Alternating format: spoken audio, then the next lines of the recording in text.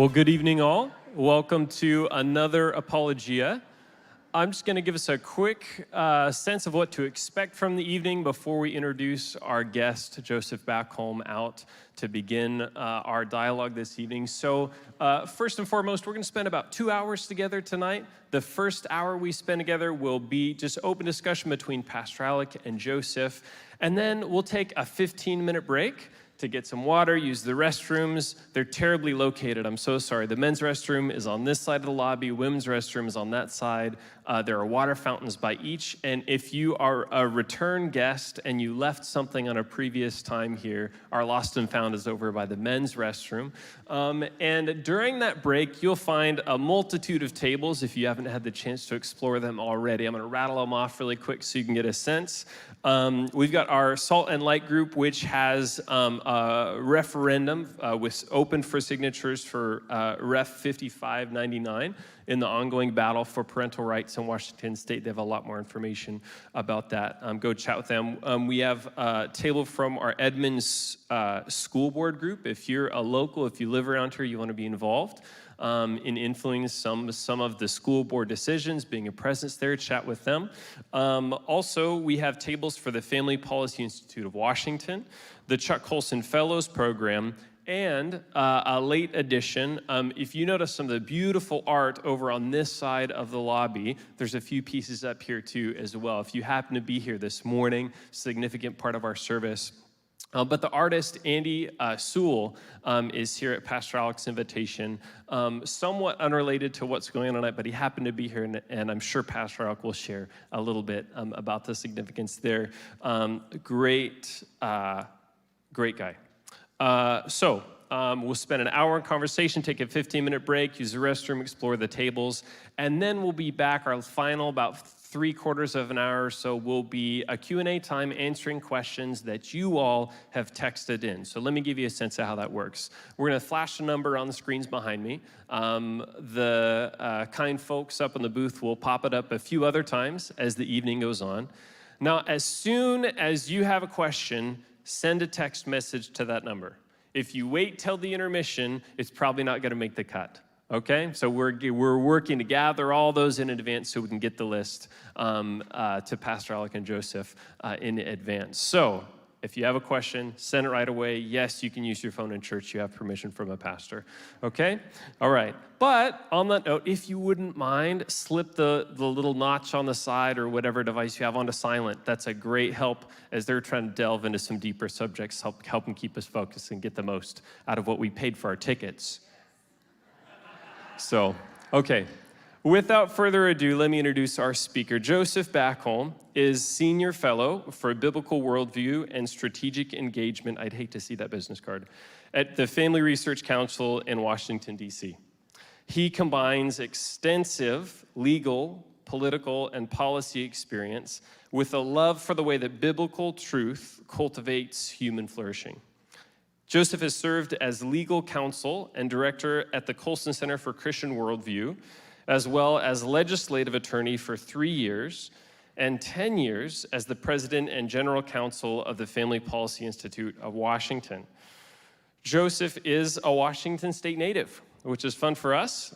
His bachelor's was attained at the University of Washington, his law degree from Seattle University. He loves travel, sports, and whatever his 4 kids are into, along with his wife, Brooke. So without further ado, let's welcome Joseph Backholm.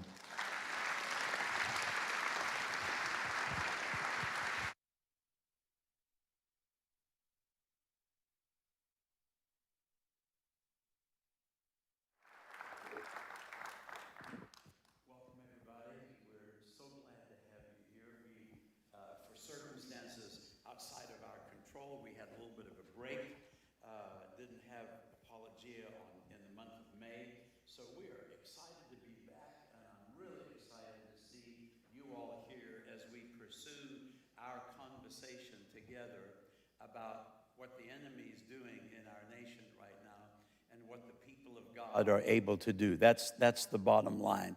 And I'm honored to be out here with Joseph Backholm, who's been a friend for several years, back when he was working with Family Policy Institute of Washington. But we're going to jump in tonight. Welcome, Joseph, it's good to have you with us. Why don't you begin? Yeah, let's give him another welcome.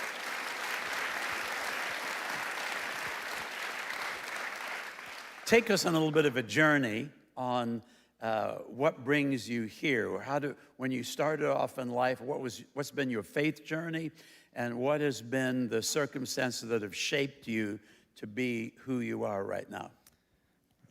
Well, I think we only got an hour for this first part. But thank you, Alec. Thank you for having me. It's really good to see a lot of friendly faces in the audience today. And as has been said, this really is home. For me, I grew up in Aberdeen, which is home. And my parents actually still live in the house I was born in. And so I got to go visit them this weekend as well while I've been here. My dad was a pastor growing up. And I many of you probably heard this story before, but I think one of the most formative things for me in terms of like the way I see the world and why I care about worldview is that when we read newspapers, like printed versions, that used to happen, and most people in this room will remember that, we used to read a story, a news item, and he would just ask me, how is it, because most news items, of course, are bad news. And so he would ask me the question, how is it that disobedience to God led to the situation that we're reading about right now? And we would begin to, discuss what God told us we should do, and how the various characters in this story had disobeyed in serious or minor ways, and now we're dealing with the consequences of that. And I don't even know if I don't know what motivated that. He didn't say, I'm going to try to do some worldview training. At least he never verbalized that to me. But that really helped me kind of just see the world through this lens of God created us. He knows what's best for us. And that exercise, and it taught me to see all of the evidence that God knows what is best for us. And when we think we're smarter and our ideas are better, all we do is create pain for ourselves and others. And that's essentially worldview formation, and that's what kind of led to my interest in public policy. It's probably why I went to law school, then ended up working in the legislature, and then at FPIW. And then in the last almost 5 years, July will be 5 years since our family left Washington State. And I've been working more specifically in worldview, because I always cared about public policy because I care about ideas. And in recent years, I've been able to kind of hone in on that a little more specifically. So when you left here, you went to the Colson organization. Is that where you started? What was your role there? Yeah, at the Colson Center, I actually started a YouTube channel mostly, and it's called What Would You Say? And we've created now more than 100 videos about faith and culture, little 3 to 7 minute answers to common questions about faith and culture, faith and science, gender, the sexual revolution, family structure, all sorts of things, and try to provide, I describe them as visual talking points to help people answer questions that they're very likely to get from their kids. So that channel is What Would You Say? So then you went from there to FRC. Correct, yes, and now I am a senior fellow with the Family Research Council. I also do a lot of work with the family policy councils around the country. So the Family Policy Institute of Washington has a whole network of friends who do the same things in state capitals all over the country, and I get to help them on various projects as well. So you're living right now, you and your family, you've left Washington, and you're living in Raleigh, North Carolina, which is so random. 5 years ago, I think I remembered that Raleigh was the state of North Carolina because I went to grade school, but I knew nothing else about it.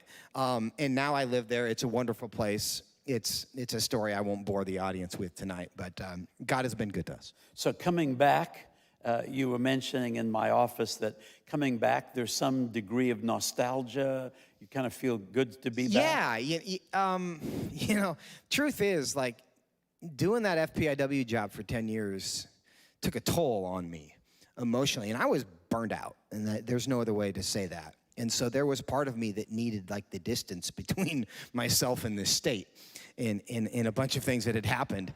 And I don't think I really don't think I was fleeing. There were a lot of things going on. But yeah, there was a while I was like, I am thankful to have some distance.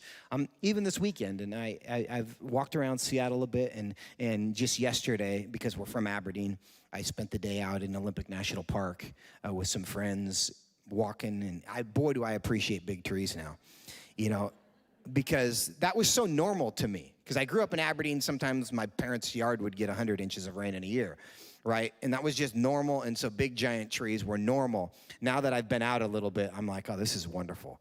And so there's a lot of like, you know, it's good to be home. You talked, when we talked about that, I talked about the number of families from Westgate who have gone to Idaho or Florida, and understandably for different reasons. You talked about a nonviolent civil war that's going on. Tell us about that. Well, yeah, I think it is interesting what's happening culturally. I think COVID, I don't know if it's the demarcation, but it illustrated something that's happening. And in some ways, it's the brilliance of federalism, where the states had the chance to do different things. But you know, the headline was really kind of Gavin Newsom in Carolina, and in California, and then DeSantis in Florida. It's like, right, you know, which future do you want? And they governed so differently throughout COVID, right? Because in California, you'd get arrested for paddleboarding on the ocean by yourself. And in Florida, you could kind of like, within a couple months, you were doing whatever you wanted to. And we were in Texas at that point, and we went to Florida and lived the life in 2020. And you guys were all like in solitary confinement, right? So life was very different in different places. And there's this East Berlin, West Berlin thing that kind of developed around COVID. But we're seeing that line be drawn more clearly, not just around COVID policy, but the kidnapping bills that several states like Washington have, where there are certain states that they will take your child from you, they will cut off their genitals and then return them to you. There are a number of states, there's a lot of momentum around school choice, where the same dollars can be used to educate you at your church school or at the drag queen school, and most people would prefer the church school, and it doesn't cost them anything different. And I think that what we are going to see is, as the red states and blue states become not just different states, but different worlds, a lot of people are going to vote with their feet. And we're seeing that migration happen right now. And that's not me like encouraging people to bail on anything. We need Christians everywhere, right? But the reality is, if you've got 3 or 4 young kids growing up and you're like, well, it's going to cost me $800,000 to put them through a private school if I stay here, or I can go to Indiana or Texas and Florida, and it'll cost me nothing to give them a Christian education, that decision makes itself for a lot of people. And so I think there's going to be this sorting over a generation, and that means the difference in life in blue states and red states could be really pronounced. Yeah. It seems to us like this has all come out of nowhere. I'm sure it's been brewing for a long time, but it seems like the gender confusion issues, the school issues have just come out of nowhere. Who would have thought 5 years ago, if you'd heard about drag queens dancing for your elementary age school children, people would have gone, they'd have said, no, we're not doing that. Yeah, you know, and it was 2012, right, when we had the vote on marriage here in Washington State. And the pro same-sex marriage side was like, this won't affect anybody other than the loving same-sex couples who are now going to be able to emerge from second-class citizenship and live like everybody else, right? No one else will be affected. And now they're defending drag queens in front of children, right? And we're cutting off people's genitals because they're 7 years old and they think that they, have the capacity to understand these decisions. We were accused of being alarmists for saying, oh, there might be some risk to religious freedom down the road. And using a slippery slope fallacy argument in 2012. If anything, we understated the slipperiness of the slope that we were jumping off of, and that's pretty clear at this point.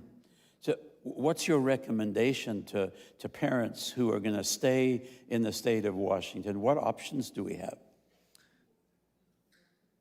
Well, I mean, I don't know that there's one recommendation for every single family situation.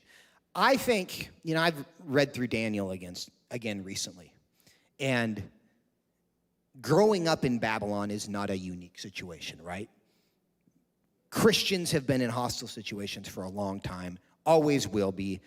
As much as we lament our political developments, it is much worse for our brothers and sisters in other parts of the world all the time, right? What happened in Daniel chapter 1 is really instructive, right? They had their people together, and they really resolved. The reason, and in Daniel chapter 3, we see Shadrach, Meshach, and Abednego be saved from the fiery furnace. But we wouldn't have heard that story if in Daniel chapter 1 they hadn't committed to themselves and to God and to each other. We are going to live differently. And there were certain things that they'd committed to never doing. And in some cases, it was the food they weren't going to defile themselves with, the names they seemed fine with, right? But they got kind of a secular education, but they had very clear lines in their lives that they were not going to cross. And every Christian family, this has always been the case, but right now we really need to be comfortable with the idea that we're going to live differently. And if we don't want to feel different, if we don't want to look different, then the cost is going to be really high and we're probably going to be absorbed. But I think the only way you survive a culture like that is if you make choices that are different, that other people look at and say, you're a little bit weird. Yeah, we're weird for a reason. Yeah. I'm sure the FPIW table out there has the petitions for you to sign, but we really want to urge you tonight, before you leave, if you haven't signed a petition yet, to put the Senate Bill 5599 back to the general public for an election. Then that'll be another battle we'll have to fight down the road. But want to really urge you, we've got that there for you tonight. You've got no excuse. Sign it multiple times and let. You didn't mean that. No, I didn't mean that. I didn't mean that. We don't want to get banned off YouTube again. But we've got to be engaged. I don't want to put words in your mouth, but I felt like knowing you back when you were with FPIW, I think some of the frustration I sensed in you from the times that we talked was that you were not getting much support from pastors or churches. You were valiantly leading the organization in this battle in Olympia and elsewhere, but you looked around and there was no tangible support. You're not wrong. Yeah. No, it is, it's that whole be warmed and fed kind of blessing thing. And you would hear, I heard, if I heard it once, I heard it 1,000 times. So glad you're out there. I hope you win. I really can't help you. Some version of that. I'm behind you, way behind you. Yeah. Right? So, yeah, that's, and everybody kind of recognizes the challenge and wants it to be different. But not all of us are willing to do something about it. And to pay the price, right? Yeah. It's the whole being a Christian in America has been so easy for most of our lives that we have lost sight of the idea that there is a cost of discipleship. We don't want that to be true. And for many of us, it hasn't been true.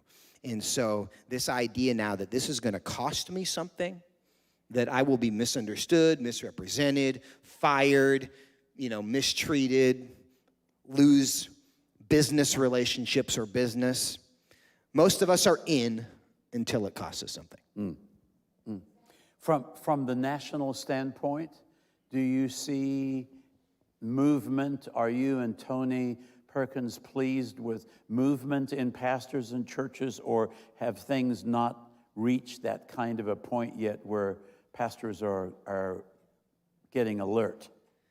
Well, I don't like to blame pastors for everything, right? I mean, on one hand, God gives us a burden.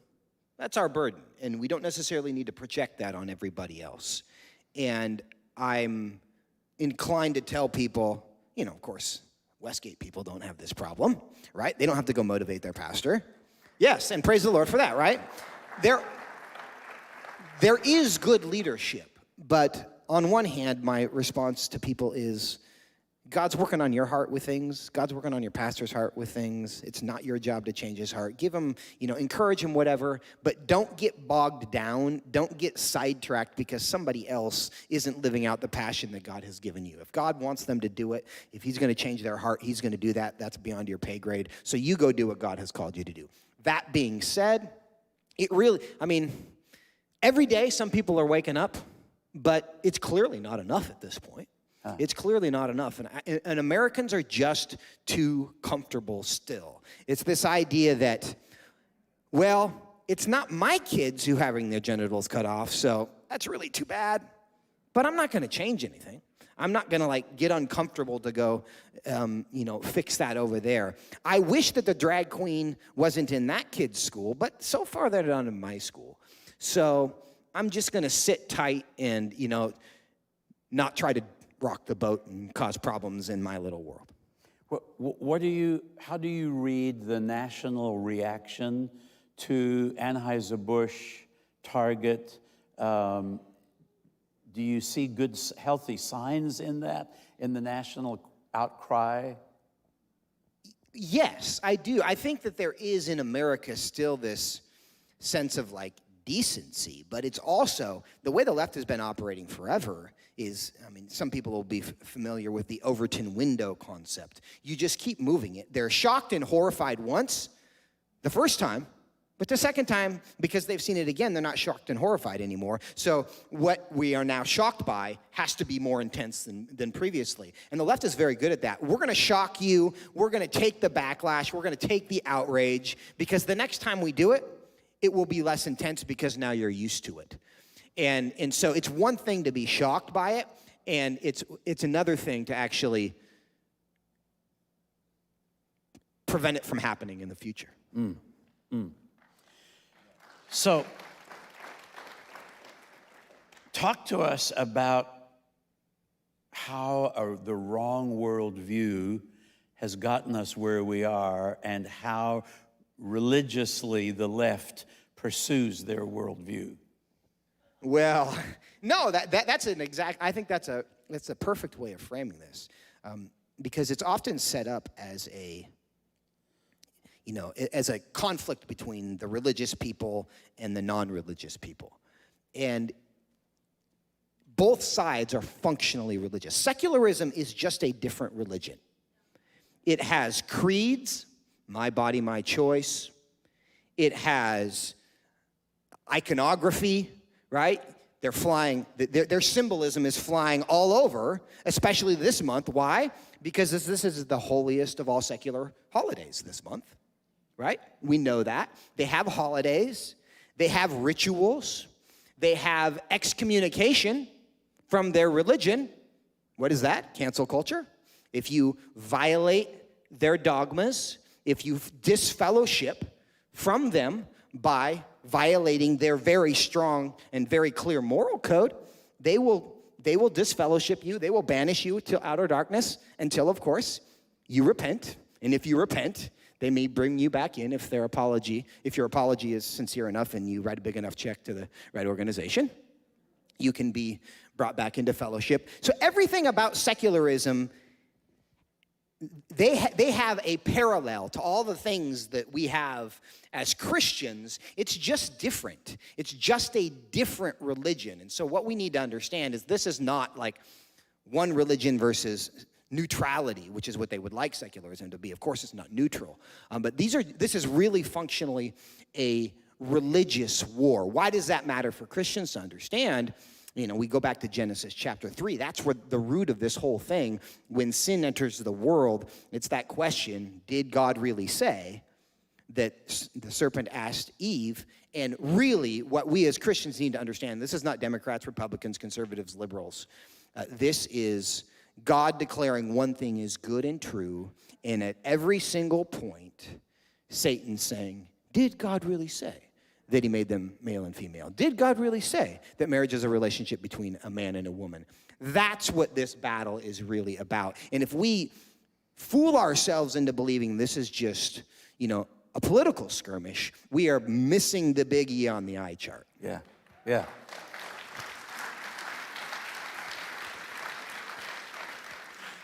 How do we as parents, how do we as a church counter that with a biblical worldview and do it with enough intentionality that we can be confident it's going to make a difference? Well, it has to be done with intentionality because the worldview that people will pick up through osmosis in today's culture is God just, if there's a God, he just wants me to be happy. And I can do whatever I want as long as it doesn't hurt somebody else. Morality is kind of a social construct. It's really just opinions. So just like operate out of good intentions and you're fine. And if there's a heaven, I'm going to get there because I'm better than Hitler. Right? And so that's just kind of the default position. And so as Christians, if we want our young people to have a biblical worldview, the four components of worldview that I talk about: origin, meaning, morality, and destiny. Where did I come from? Does my life have meaning and why? Who determines what is right and wrong? And what happens when I die? Could you do that again? I will, yeah. Origin, meaning, morality, and destiny. And the questions are, where did I come from? Does my life have meaning and why? Who determines what is right and wrong? And what happens when I die? And your assumptions about the answers to those questions define and determine what your worldview is. So if we believe that we were actually created by God, that our meaning in life and our purpose comes because we were created in God's image, that God has determined what is right and wrong, and he's revealed it to us in his word, and it's in our best interest to submit to that, and that ultimately we're going to be accountable to everything that we do in this life before him. And ultimately, of course, it's not our behavior that determines where we spend eternity, but it's our surrender to Jesus that determines eternity. If we believe those things, and to me, if there's one thing when I talk to parents, it's like, what's the one thing my kid needs to understand in order to have a biblical worldview? It's that your feelings don't determine truth. That's the biggest question in my mind. And so, one way you can do this is with Disney movies, because Disney actually provides lots of good worldview training opportunities, because every time, like, the voice emerges from the cloud to tell the princess, follow your heart, you pause the movie, and I did this to all my kids, and they know this very well. You pause the video, or the movie, and you say, children, where do you go when you follow your heart? And my kids know the answer is hell. Right? And why is that? Because the heart is deceitful above all things and desperately wicked. Who can know it? And every kid needs to understand that God gives us feelings. Our heart is inclined, it's tempted in ways that are really destructive to us. So it's not bad to feel things, but I need to have a point of reference that I can take my feelings to and say, this feels right, but is it right? Yeah. And that's what God's word is. It's a point of reference to know that just because I'm feeling some way doesn't mean it's true. In all sorts of ways. And without that point of reference, without that clear understanding in a young person that the way I feel does not determine reality, by the time they're in 13, it's really hard. Because there's no, they will grow up in a culture that's telling them, live your truth. Your truth is personal. If you don't, you're not living authentically, which makes you a bad person and a fake and a coward. And anyone who tells you that you shouldn't do exactly what your feelings tell you to do hates you. Because they're trying to stop you from living authentically. They're a bigot. Shame on them, and you need to know what to do with them. You know, tell them to go away. We'll give you a new YouTube family after you've kicked your parents out of your life because they tried to stop you from living authentically, right? So the very first thing every little kid needs to understand is ultimately your feelings don't matter. I love you, but your feelings don't determine truth, and the more you obey your feelings, the more miserable you will be. And the good news about that is there's so much evidence to support that. Yeah. Because the world is filled with people trying to pursue happiness, trying to live authentically, and they're the most miserable people there are. Yeah. That is going to require that parents are engaged in the media their children are. Yeah, or they just cut it off, ideally. Yeah. Okay, because I mean, I really like that. I think my kids, I got two of them sitting on the front row, used to roll their eyes and say, another teaching moment, yeah, right? While we've paused the movie or whatever, but so important, isn't it? If you have not annoyed your kids with worldview lessons in movies, you aren't doing it right. Yeah. Yes. Yeah. Very, very good. Very good. Very good. Let's talk about speaking then of media, what do you see happening? What's the agenda in media right now? Did God really say? Yeah. I mean, it's not new that there are people trying to persuade us to believe things that aren't true. And certainly the traditional media is not allied with biblical values. They're not trying to use the power of media. And there's a lot of worldview implications in this to understand that, like, the reason movies and music work so well is not because they make really compelling arguments. It's not because they're brilliant thinkers. It's because they grab your heart, right? And stories grab your heart, and they make you love things. And as much as we like to think of ourselves as cerebral, logical beings, we aren't primarily logical.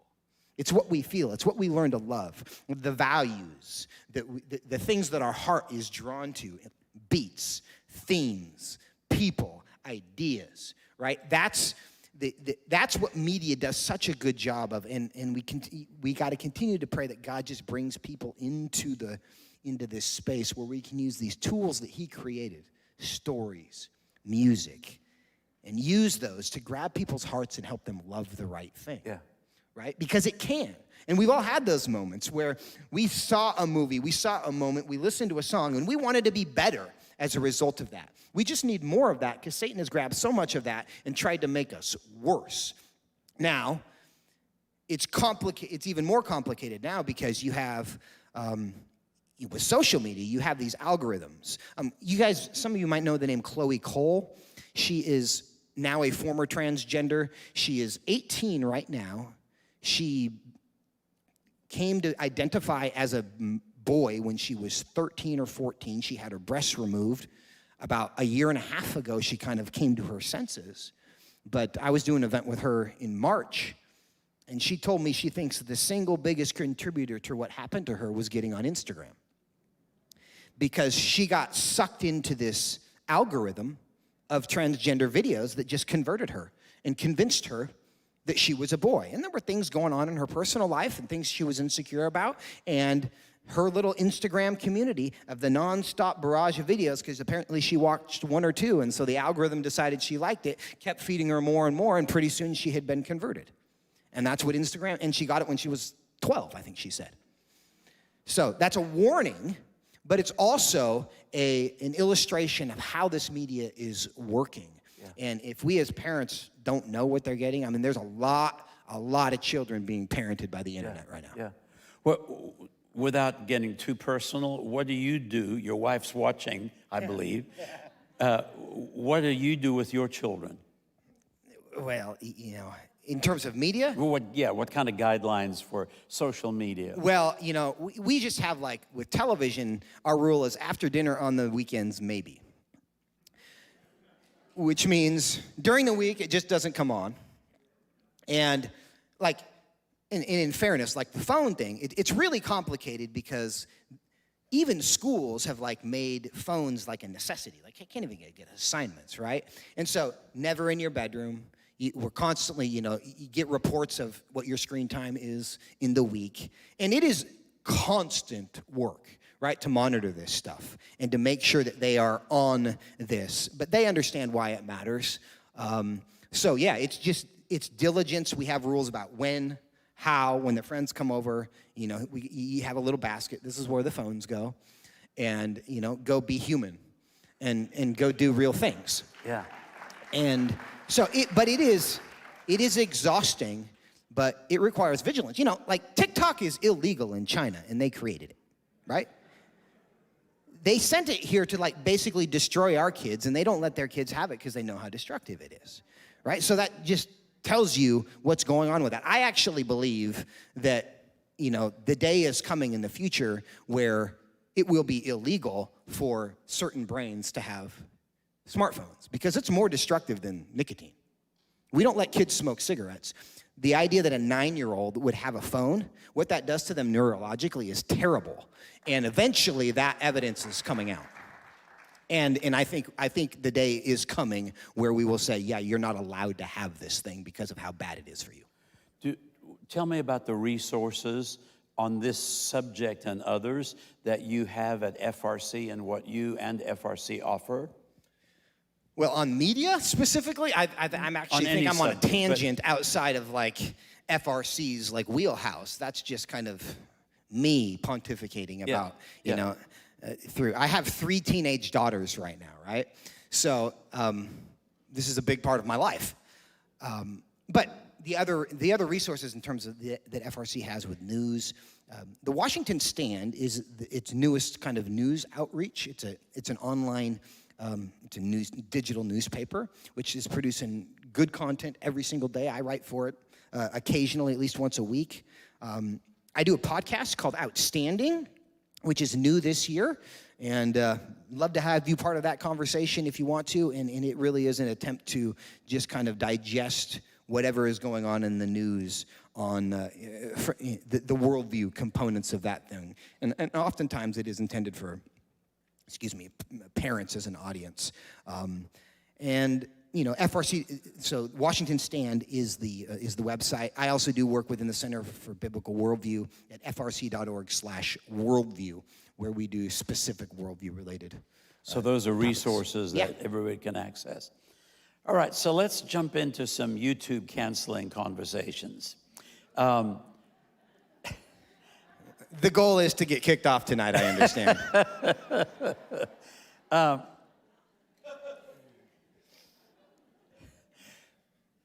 One of the things that's really frustrating to me, and I don't know if it affects you this way, but it feels like there's been so much exposure lately of dark, sinister things going on about which when it hits the public, nothing gets done about it. Like, for example, all of the Twitter files after Elon Musk took over, and all of those files exposed the government's role in suppressing news and working with social media outlets, and everyone. We were in an uproar. I threw things around the house.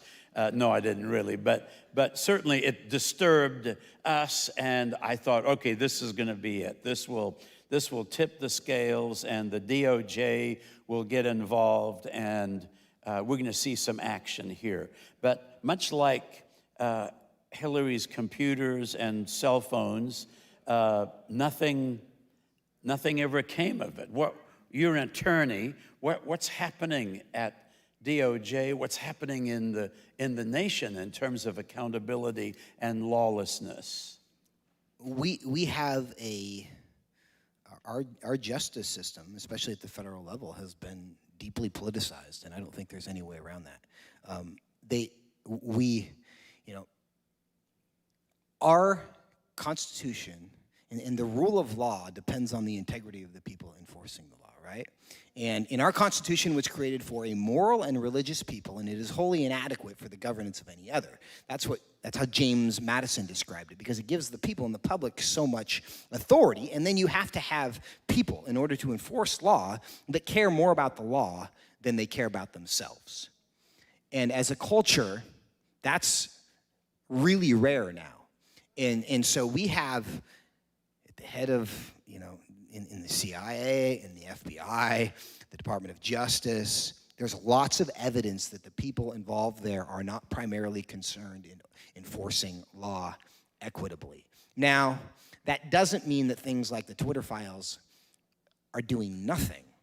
We're not seeing criminal prosecutions of things that feel like, maybe they should be prosecuted. Though the Twitter file issue is not necessarily a criminal that's not a criminal matter. It could be with respect to those in the federal government who are coordinating with big tech to manipulate the information that's being distributed. That's a legal issue.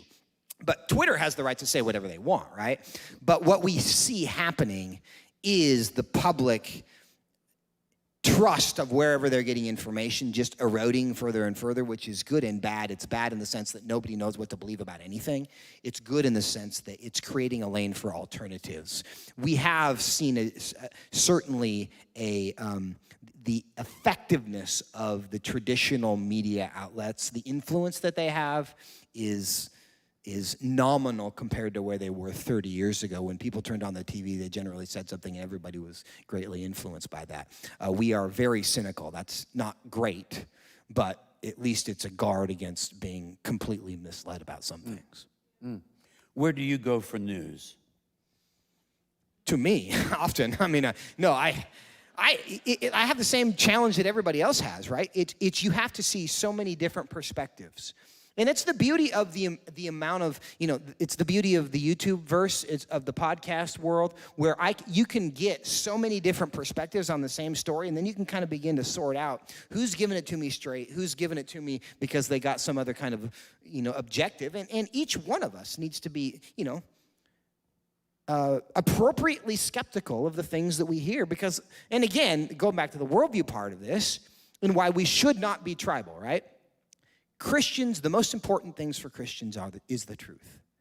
And every human, this is right of center, left of center, we have this tendency to say, I like them, therefore I believe them. I don't like them, so I'm not going to believe them, right? And what we need to understand is that every single person could be right.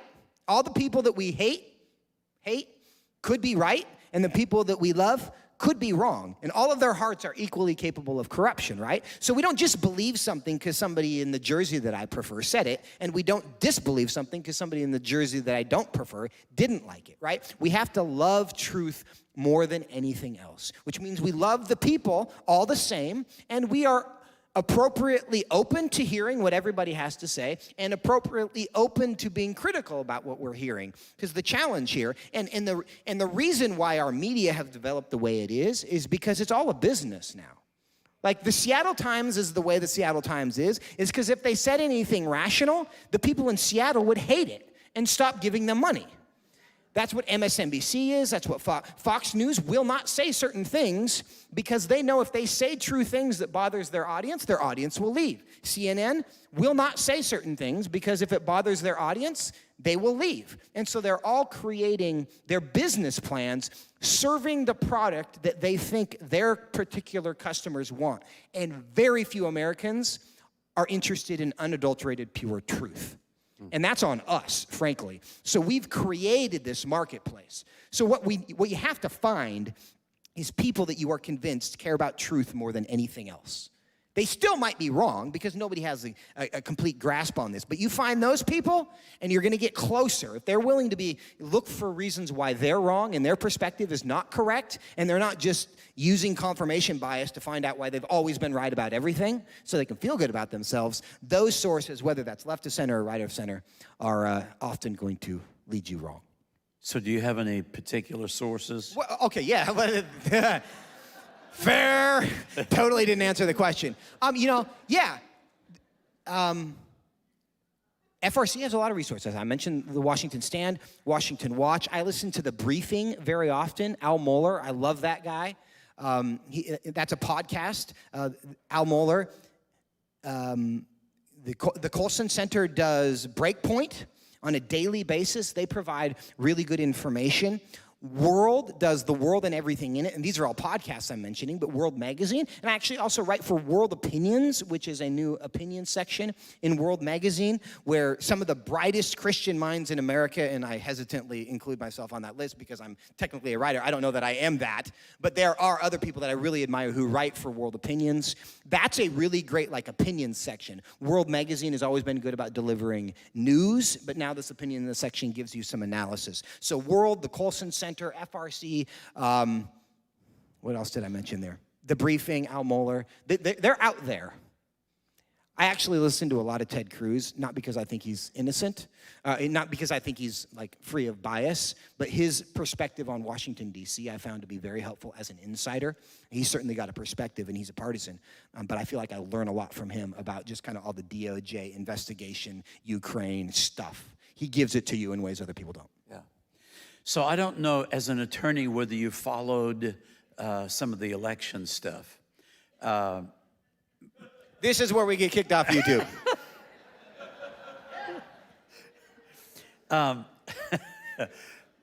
But I hope that you have, that's not the right word.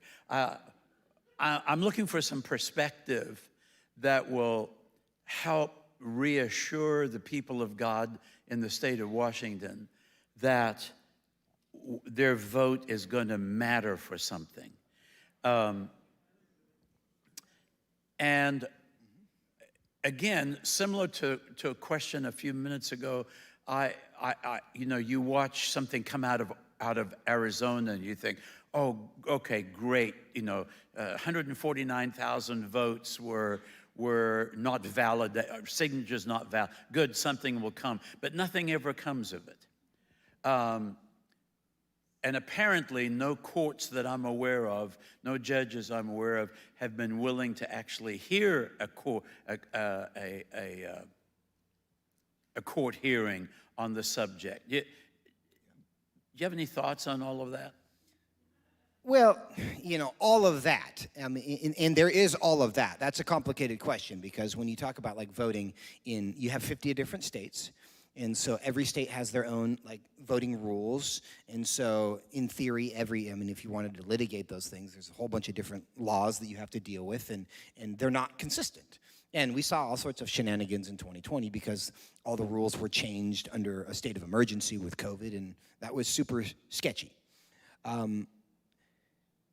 Some states have seen radical improvements since 2020 because their legislatures were able to respond to that. There are some people who want voting to be done behind this veil of secrecy. They do not want a chain of custody where we can take every person's vote and we can go back and connect it to an actual ballot.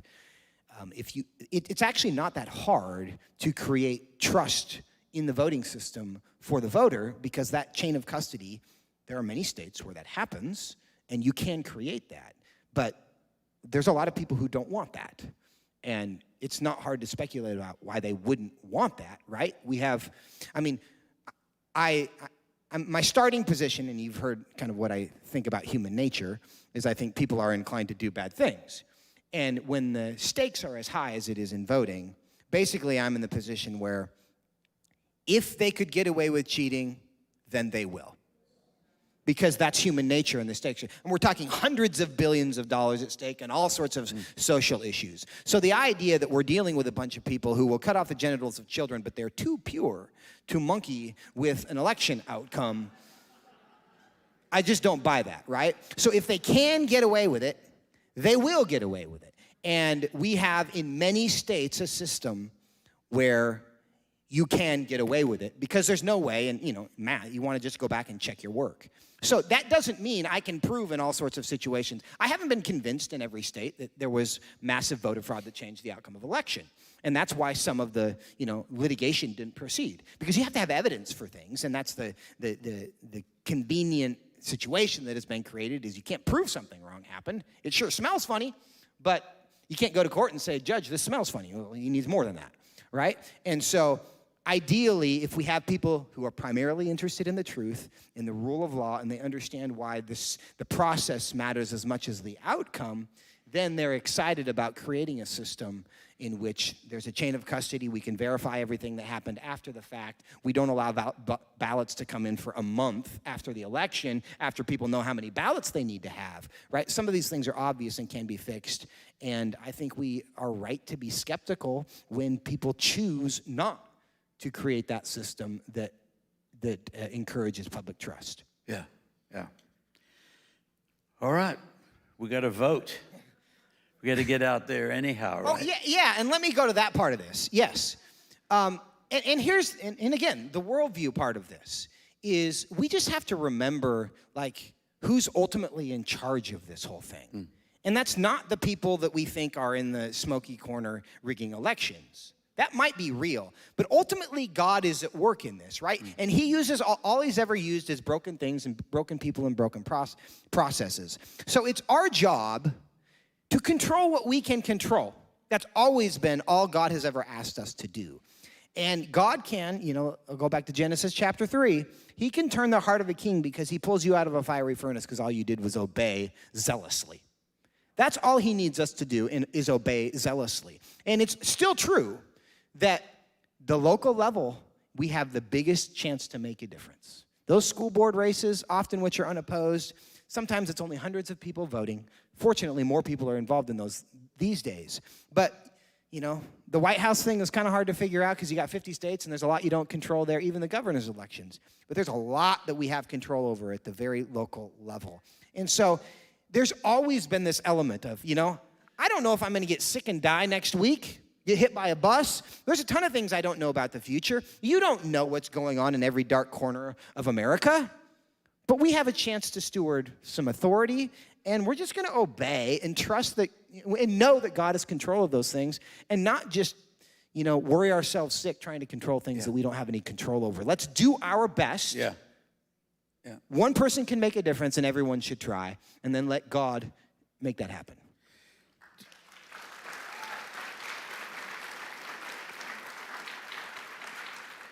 I'm sure FRC has run into this, but people like us are being labeled by a segment of the Christian community as Christian nationalists, as if that were a pejorative phrase.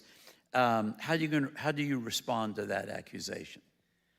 Well, this isn't really very new. The term Christian nationalism is kind of new, but like 10 years ago, they would have just said, stop legislating your morality. And that's what we heard all the time. Why are you trying to impose your morality on everybody else? And then the left became more honest about the fact that they're trying to impose their morality on us too, right? So, and to that point, it's impossible not to legislate morality. Every tax code, every environmental law, every criminal law, every planning, every zoning law is fundamentally rooted in some idea that this is good, this is bad, this is harmful, this is helpful. Those are all moral values, judgments. So every law is a moral law. And it was always a distraction when they said, don't legislate your morality, because all they wanted to do was get you to retreat so they could legislate their morality on you. And the much better discussion is whose morality is preferable, whose morality leads to human flourishing and thriving communities and countries, right? So that's always been the better discussion. They're trying to legislate morality. And once we are understanding that, then we won't be bullied into submission, because it's just an attempt to emotionally manipulate people into retreating, because we are supposed to understand that it's bad to legislate your morality. That makes you a bad person. So if you just shut up and sit down and let me do what I want, then that makes you a good person, and I won't yell at you anymore, and I just get to do whatever I want. That's kind of the manipulation that's been happening around that issue. So it used to be just stop legislating your morality. Now it's just evolved slightly. Oh, you're a Christian and you're trying to be engaged, you're a Christian nationalist. And that's just the latest version of the slur. Now, I don't even know what that is. I mean, Christian nationalism, I can think of a really dark and sinister version of that, where it's like the Crusades, and we're gonna take everybody who doesn't agree with the Apostles' Creed and execute them in the street, and that would be bad. If that's Christian nationalism, I'm not into Christian nationalism. But they don't define it, and they're vague on purpose, because what you're supposed to just feel is the emotional component of that. Yeah. Being a Christian nationalist is bad. When you do that, you're being a Christian nationalist, so stop doing that, you bad person. And you're supposed to be like, oh yeah, well, I don't want to be bad because I'm a nice person, so I'm not a Christian nationalist. So if all that means is I have to sit down and shut up and not do what I otherwise could do, then I'll do that as long as you'll stop calling me a Christian nationalist. So it's just 2.0 of the stop legislating morality, and it's manipulation. Yeah. So I could find, what is that? I'm not that interested in it, because I just ultimately know what they're trying to do. Jesus is Lord over all. We want our laws to comply with truth. And if that makes me a Christian nationalist, then I guess I'm a Christian nationalist, but I don't think it does. Yeah, awesome. We're going to take a break here in a couple of minutes and want to encourage you to take advantage of the tables out there, the ministries that are out there. I want to talk just for a second before we take our break about the artist, Andy Sewell, who is out in the lobby at my request with a display of his paintings. In 2005, our family has a tradition that after lunch on Father's Day, we all go down and walk through the Edmonds Art Festival. In 2005, I walked by this one booth that this painting on your left was up there, and it just drew me. It's a painting of combines going through the fields of the Palouse in southeastern Washington, dust rising up, storm clouds gather, lightning strikes on the horizon, and the caption the artist put on there is "Double Time Before the Storm." It was so impacting to me in 2005 that I asked him not to sell it, to hold it, and I called the church board and I said, we've got to own that original. So you're looking at it right there. And for the last 18 years, it's hung in, I did a sermon series on it, and it has hung in our reception office as a reminder that storm clouds are coming and we cannot afford to be lazy or complacent or sit back in light of the storm. We've got to be engaged in the work of the kingdom of God, obviously including the harvest field. Well, back in the fall, I happened onto a picture somebody posted on social media of a lonely little white clapboard church out in the plains of Nebraska somewhere, surrounded by cornfields, and a storm, and it was just a photograph, a storm was gathering. And it so impacted me, I took a copy of it, and I sent it to Andrew, and I said, what would you think about painting something like this? And maybe we also call it Double Time Before the Storm. And I got an email back from him saying, interesting. He said, and he's a believer. You can meet him tonight. He's born again, but an aggressive believer and a conservative. And he said, the Lord prompted me this last summer to drive around Eastern Washington, find little churches and take pictures of them as thunderstorms were rolling through. So he sent me a photograph that has become the oil painting that he just did for us. And we introduced, I preached on the importance of gathering.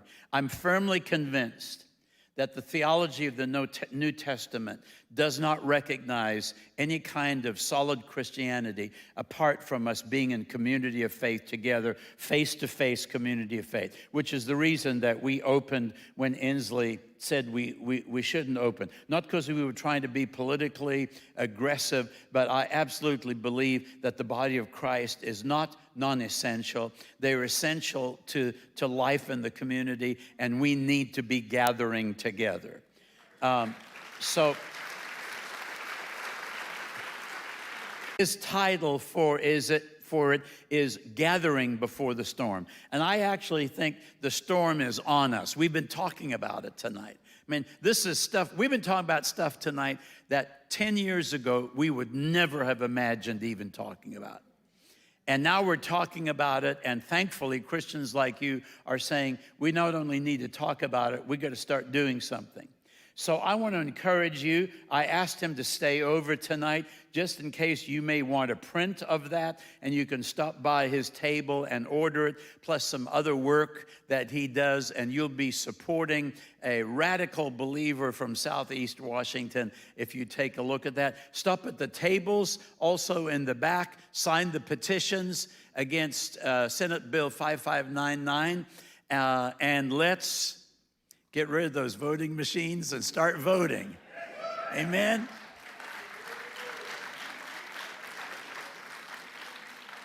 God bless you. Have a quick break, and we'll be back in 15 minutes with your questions. You know, things used to be a little simpler back in the day, a lot simpler. You used to know what your kids were learning in school, even in sex ed. Each of us is different from the day we're born. No two people are exactly alike. Some of those differences are inherited from our parents. See? I said so. Then at puberty, certain glands begin to work, and our bodies begin to change. What's puberty? Well, puberty Well, puberty's a lot of things. Mainly, though, it's a time of change. For you, it means your bodies are changing from boys to men. If sex was ever taught in the classroom, it was mostly clear-cut. Sure, Dad still had to sit you down and give you the good old birds and bees talk. But that was the point. Parents had control over their kids and their minds. The book of Proverbs lays it out plainly. Train up a child in the way he should go. Even when he's old, he will not depart from it. It's our job.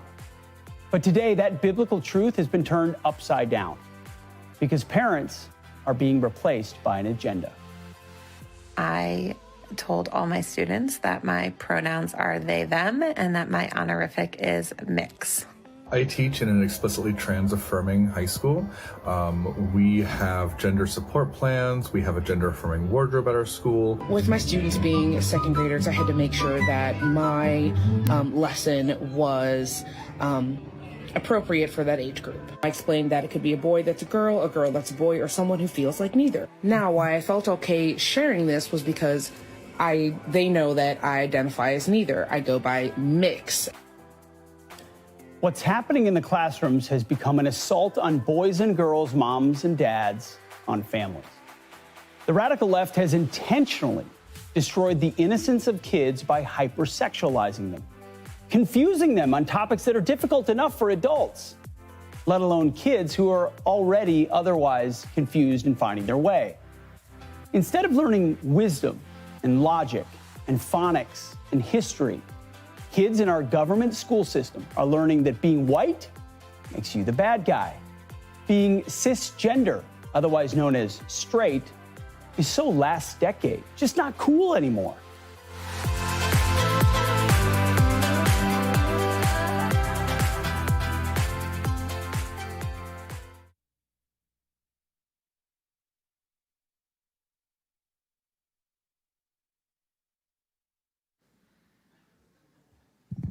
I guess you're stuck with me. Just kidding.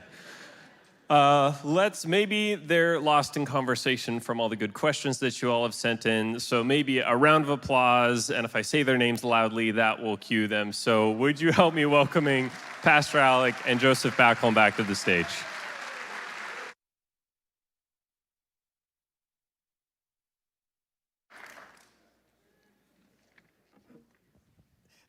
I always wait for applause before I come out.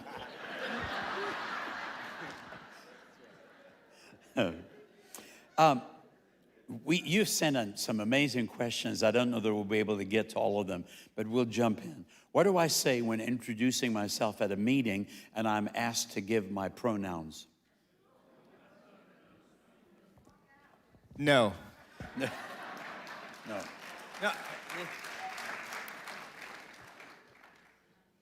And I didn't know this was going to be first. I hadn't seen that question. This is an issue of actually deep conviction for me, because it's lying. It's granting a premise that we cannot grant. And the reason it's lying, to use preferred pronouns, is you're granting the premise that we in some way have some control over who we are in that way, over our sex. That's something that Christians can acknowledge. The whole purpose of that is you showing your recognition that each of us can decide for ourselves what our gender is, whether we're male, whether we're female, whether we're neither, whether we are any of the other suite of genders. And it is important that we not grant that premise.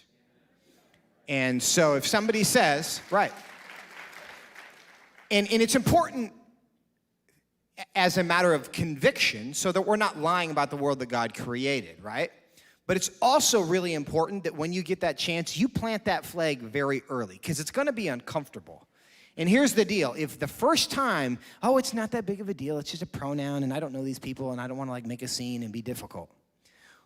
Once you make that first compromise, you will make the second, and you will make the third, and you will make the fourth. Draw the line immediately.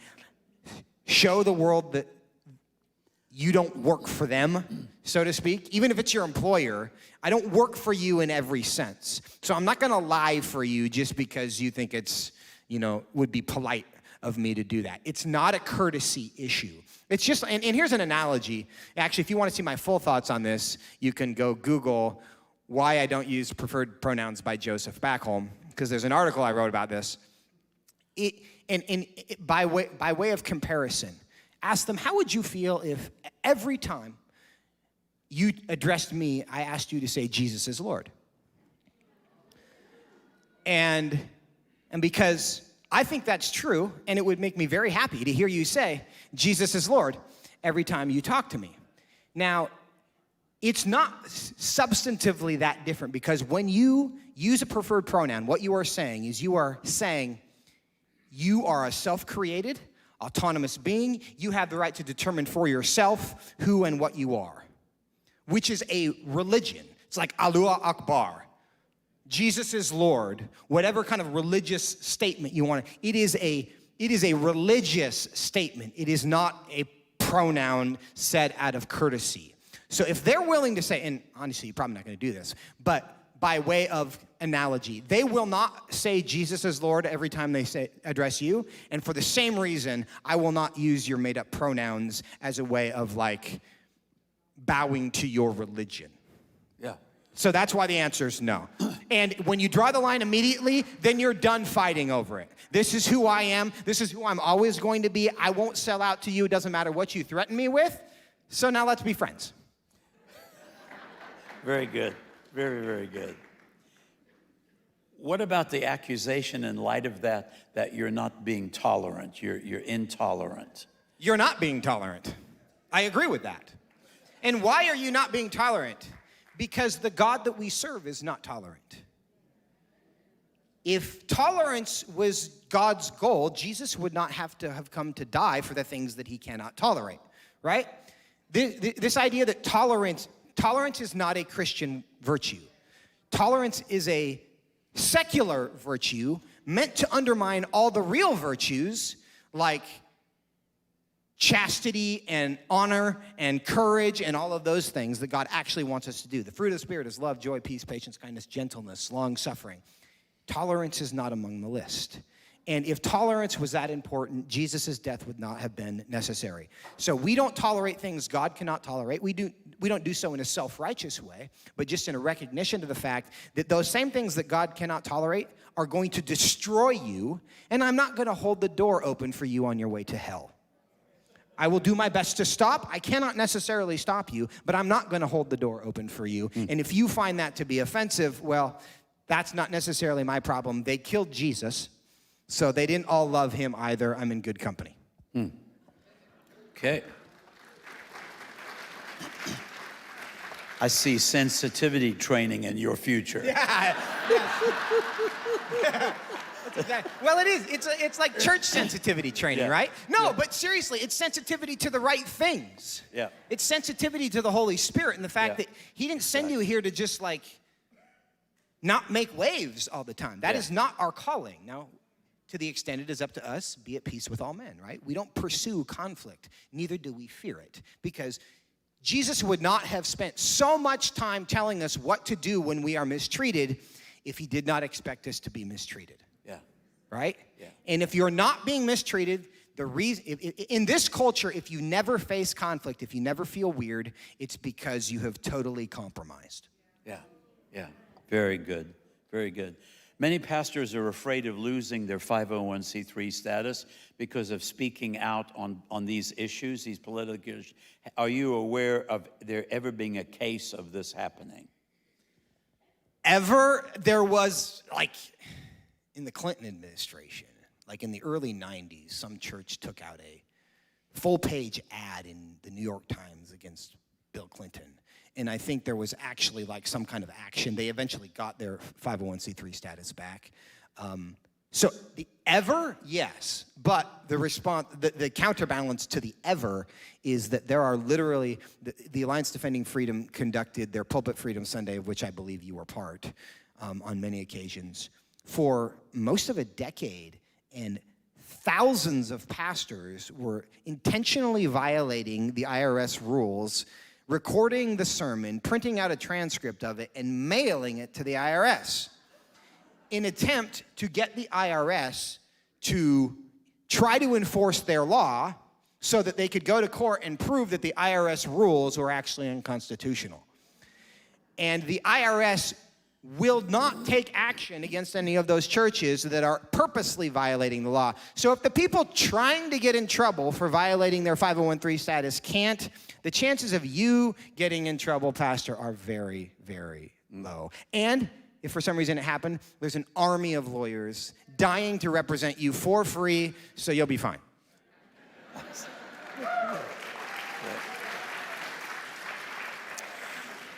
How do parents that don't live in a state that allows you to use tax funds to select your own school help their kids get a Christian-based education? Well, that's a tough challenge. I mean, of course, homeschooling is an option. An increasing number of Americans are choosing. There are lots of co-ops which turn into hybrids of homeschooling and kind of private school. I would love to see, I've also written something called Why Every Church Should Start a Christian School, which you can also find on Google if you're looking for that, which tells why I think the future for the country is basically getting kids out of government schools, because government schools do a very good job of converting our kids into pagans. And so, how? Pray. But, I mean, again, and there's sacrifice. As a guy who, grew up in Washington State, I sent my kids to private school here for many years. It is a sacrifice, but there is literally nothing in the world more important than the souls of my children. Yeah. So, if we sacrifice, that's the kind of thing that we sacrifice for. Yeah. Because the cost, I mean, I just can't imagine getting to the age of 20 and being like, well, at least I had a vacation to Disneyland every year. My kid thinks they're trans, but, we got to go to Disneyland, right? I mean, that's, of course, an overstatement, and it's more complicated than that. But truly, whatever the cost of protecting our children's souls is, we pay it. Now, that doesn't mean we create bubbles. And the counterbalance to that also is, right, we're not trying to protect our kids from the world. We're trying to prepare them for the world. Because they are going to confront all the lies. They need to be armed up. They have to have the armor of God. They need to be intellectually, spiritually, virtuously equipped to deal with that. So we're not afraid of the world. We're getting them ready to go in and make a difference. But they're not ready to do that when they're 6. No. So they need to be discipled and growing and trained and learning to love the right things. When they're little, all they want to do is obey and please the authority figures in front of them. They're not like, they can't deal with abstract concepts like gender identity. And if their teacher in front of them, who they're supposed to love and respect, tells them there's 900 genders, then of course there is. Oh, I could choose to be a boy or a girl or whatever, then great. And you'll love me if I choose to be the other gender. That'll get me attention. Well, why don't I do that? Right? That's the way little minds think. So when that's the way they're thinking, the people they should want to please and believe and trust need to be people who love Jesus and are going to teach them to believe and love and trust Jesus. As they get older, they're going to learn the challenges in the world, and we're going to prepare them to do battle and love well in that environment. But they're not ready to handle that when they're 6 years old. Yeah. We shouldn't expect that of them. Yeah. Your children are in classical Christian education, is that right? Yes, that's right. Okay. Yeah, and, that being said, there's problems in private schools as well, right? I mean, and if mom and dad aren't doing their job, you can send your kid to a really expensive, fancy Christian school, and your kid can be wrecked. So it's not like, oh, I got my kid out of the government school, therefore they're going to be fine. Of course, that's not true. But if you send your kid to a place where they are teaching them to love the wrong things, then the likelihood of that is pretty high. But mom and dad cannot, you cannot outsource discipleship even to people who love Jesus, and you definitely cannot outsource discipleship to people who hate Jesus, right? So it always starts with mom and dad, but under no circumstances should mom and dad think, oh, it's fine because I'm paying the check and those are good people. Yeah, awesome. Our churches seem split, those welcoming all and supporting gay marriage, and those stricter and promoting biblical worldview. How do we reach reconciliation?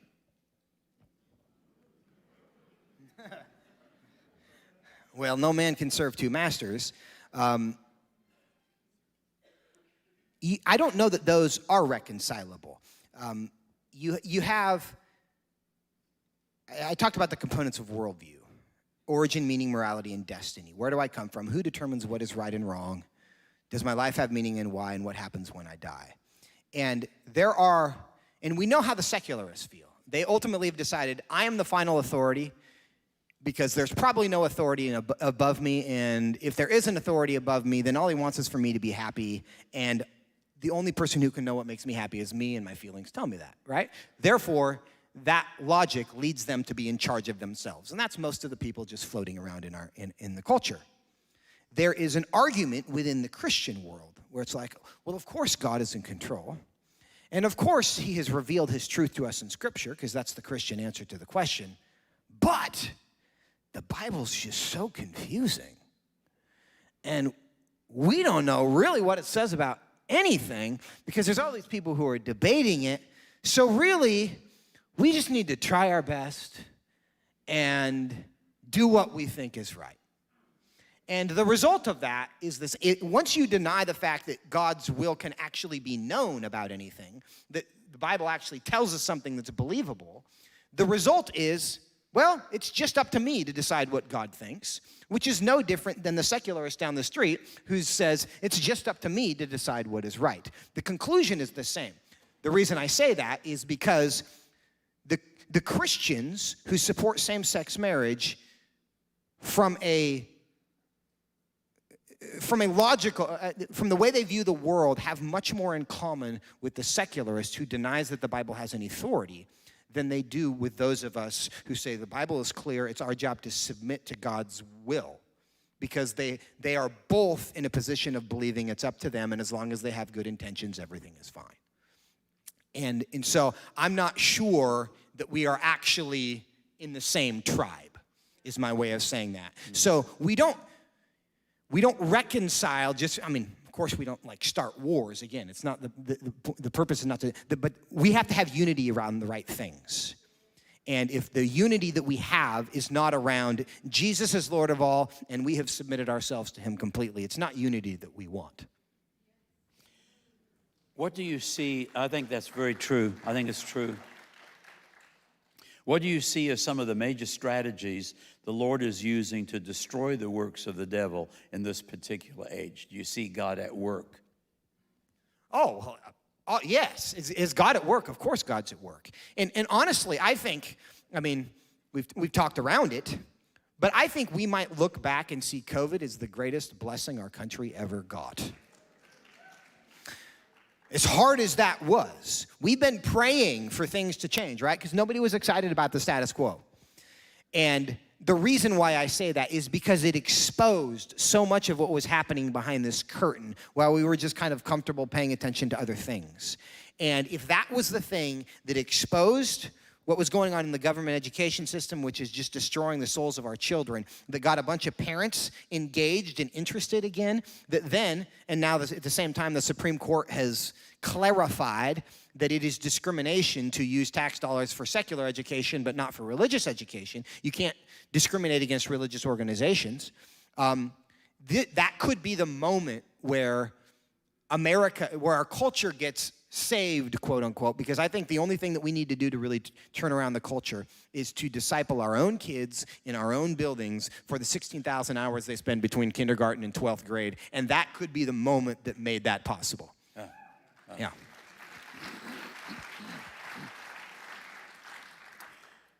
We haven't seen charges for Biden when the charges would be so similar to President Trump's in terms of classified documents.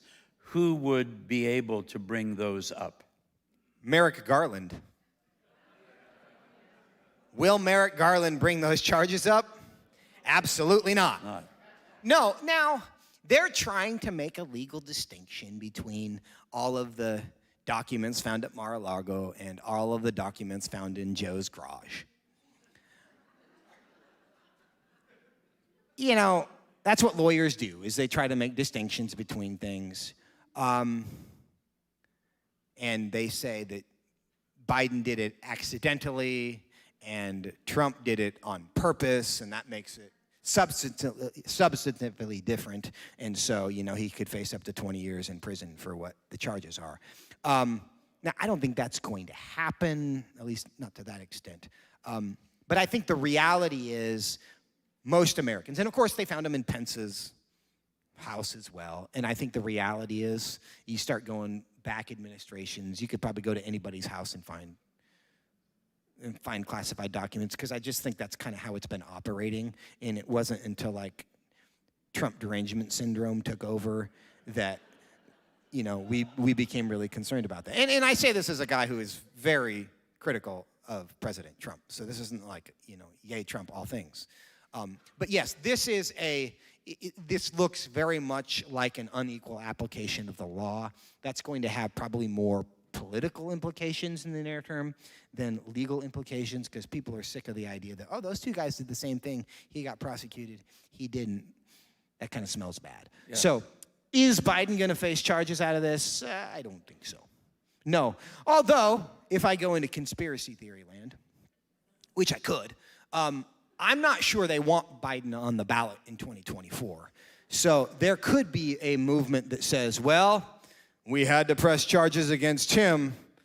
Now we'll go again. I mean, if the left decides, okay, we've got to jettison him and let's bring Gavin into the stage so he can run, then that might be maybe they're setting it up for, but that is complete speculation, and, you know, I'm just being creative.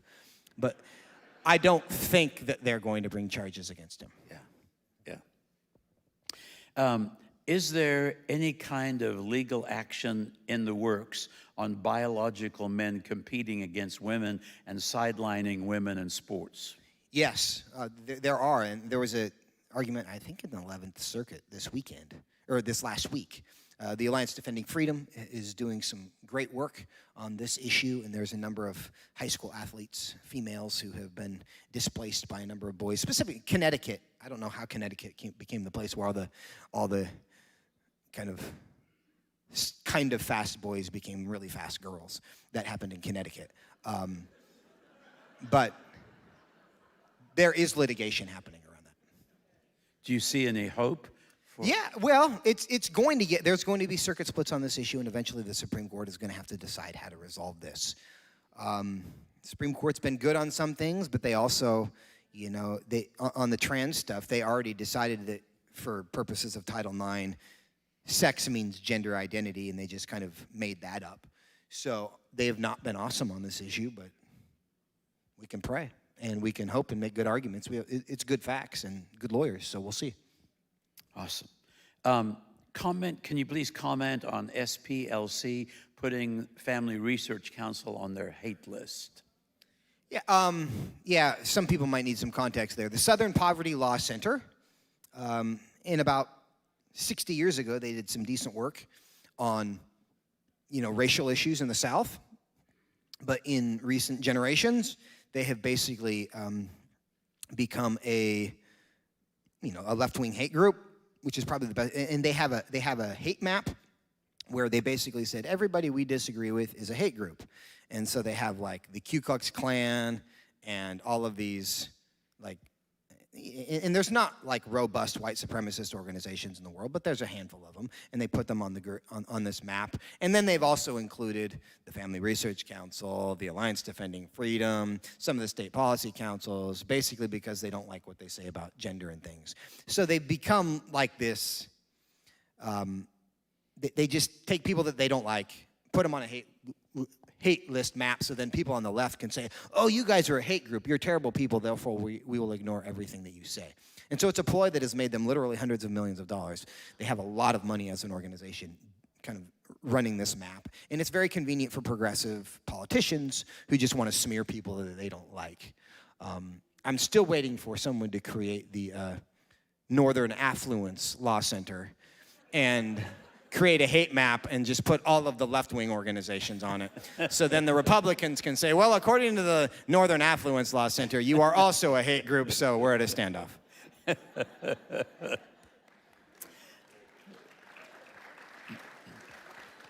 One of the greatest problems I'm having is dealing with how secularism is able to camouflage itself as non-religion while operating in environments that ostensibly exclude religion. How do I advocate for biblical truth against a non-religion when it's a privileged religion? Well, the question kind of answers itself. I mean, it's recognizing that nobody's neutral. And there is no neutral ground in these debates, right? It's not the Christian activist radicals versus the sober, neutral secularists who are just interested in the facts, right?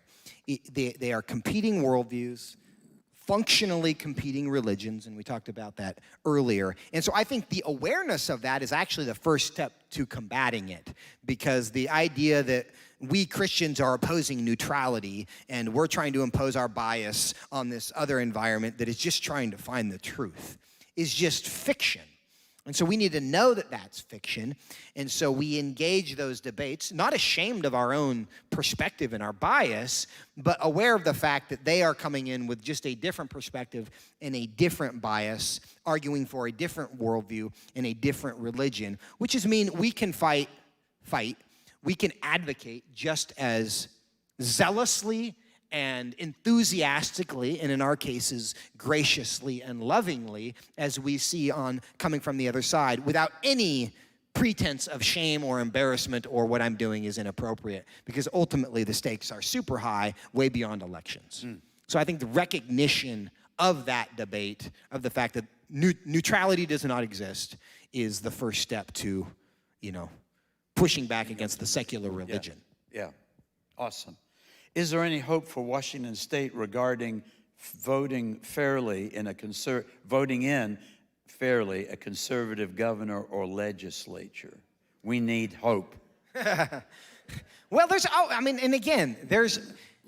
if you're looking to politics for hope, and here's you're not going to find that. I mean, I talk to friends in South Carolina and Missouri and Arkansas. They have Republican trifectas, and they are so disgusted with the Republican trifectas that they have. And so the primary response here is if you're looking for hope in something political, you will never find it. You will never find it, right? So that's point number one. But there's always opportunity for improvement in the world. And I guess I made this point earlier, and I'll just say it again, is tend your garden. Just don't be overwhelmed by the things that are far beyond your control. The world is weedy. We're all standing in a weedy garden. Just pull the weeds that are around you. And if we all do that, we'll stand up one day and it'll look a little better. I can't promise you what that's going to look like. The trajectory in Washington and California and other places doesn't look awesome right now. But does that mean it's going to stay that way forever? No. Does it change what your or my responsibility is? Not at all. Not at all. We control what we can control. We do it with joy. We know that God is in control. And even if all of the outcomes that you wanted politically happened, you would still have plenty of things to be discouraged about. Plenty. I promise you. So if your joy is dependent on the circumstances, you will never be happy. So we find our joy in the ultimate promise that we have. We live faithfully. We rejoice when the circumstances go well. We take hope when the circumstances do not. So we do our job. Let God handle the results. There's always hope, but it's never in politics. I think that's an awesome place for us to... Thank you. One of the things that really is encouraging to me in these apologias is having a chance to encounter somebody like yourself who's obviously well-trained, well-versed, well-experienced, and holding up the baton of righteousness in a darkened world. So you are, I think, part of our encouragement, you and FRC and Tony. So please convey our appreciation and love back to them when you get an opportunity. Thank you for adding us on to your Washington State visit. It's been a delight to have you here tonight. And can we just one more time thank Joseph for being with us?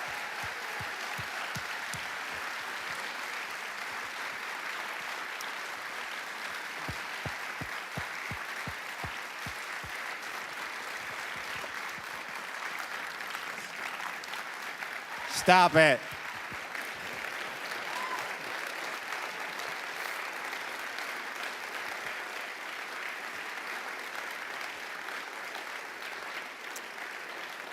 Thank you so much for coming tonight.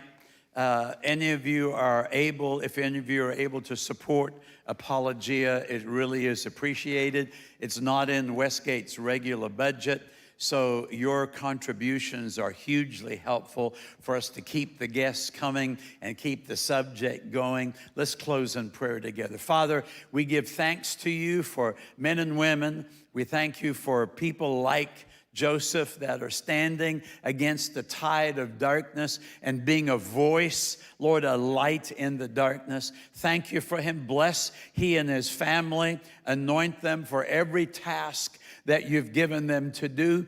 Energize the people of God in the state of Washington. Raise up, I pray, pastors and churches in the state that will stand for righteousness, that will articulate, that will expose works of darkness and articulate the righteousness that can be found only in Jesus Christ. Our hope is in you. Our confidence is in you. And we ask your blessing on each one as we head home now. In Jesus' name we pray. Amen. God bless you. Good night.